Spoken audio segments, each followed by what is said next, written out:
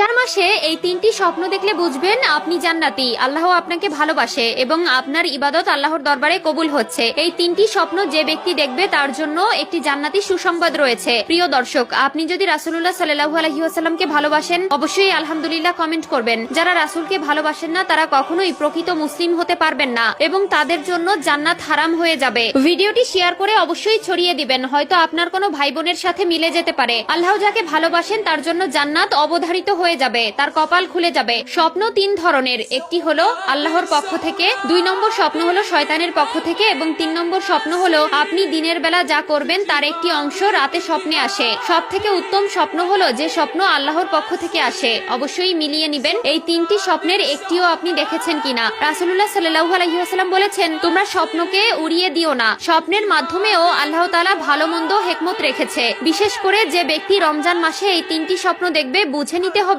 আল্লাহ তাআলা নিজে সেই ব্যক্তিকে ভালোবাসেন এবং তার জন্য জান্নাতের সুসংবাদ রেখেছেন। হয়তো আপনার কপাল খুলে যেতে পারে কঠিন ওই পরকালের ভয়াবহতা থেকে। 1 নম্বরে, আপনি যদি স্বপ্নে দেখেন আপনি কোরআন তেলাওয়াত করছেন, বুঝে নিবেন সেই স্বপ্ন আল্লাহর পক্ষ থেকে এসেছে। পবিত্র কোরআন ও রমজানের রোজা আল্লাহর দরবারে আপনার পক্ষ হয়ে কথা বলবে। এই স্বপ্ন দেখলে বুঝে নিবেন আল্লাহ তাআলা আপনার উপর প্রচন্ড পরিমাণে খুশি, যার ফলেই আপনি কোরআন স্বপ্ন দেখেছেন। 2 নম্বর স্বপ্নটি একটু বেশি গুরুত্বপূর্ণ। স্বপ্নে যদি দেখেন আপনি গোসল করছেন তাহলে বুঝে নিবেন আল্লাহ তাআলা আপনার উপর খুশি আছেন।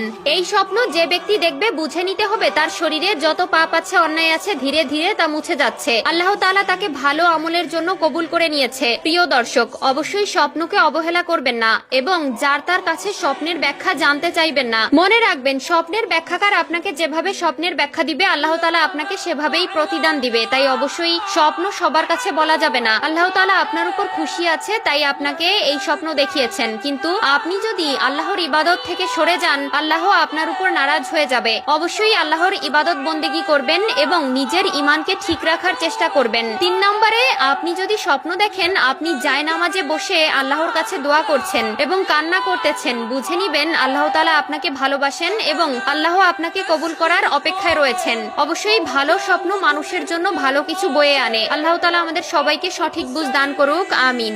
বরকতময় মাস রমজান সম্পর্কে কোরআন সুন্নাহয় যেসব ফজিলত ও মর্যাদার উপকারিতার বর্ণনা রয়েছে, রমজান শুরু হওয়ার আগেই সেসব সম্পর্কে জেনে নেওয়া, সেসব উপকার পেতে কোরআন সুন্নাহর দিক নির্দেশনাগুলো মেনে চলার প্রস্তুতি নেওয়া, রমজান মাসে পরিপূর্ণ সওয়াব ও ক্ষমা পেতে মানসিকভাবে প্রস্তুতি গ্রহণ করা। জীবনভর যত গুনাহ করেছি এই রমজান মাসে সেসব গুনাহ বা অন্যায় থেকে পরিপূর্ণ ক্ষমা পেতে হবে, সবচেয়ে বেশি সওয়াব পেতে হবে। রমজান শুরু হওয়ার আগে এই প্রতিজ্ঞা গ্রহণ করা জরুরি। রমজানের আগের মাস শাবান মাস। প্রিয় নবী সাল্লাল্লাহু আলাইহি ওয়াসাল্লাম বেশি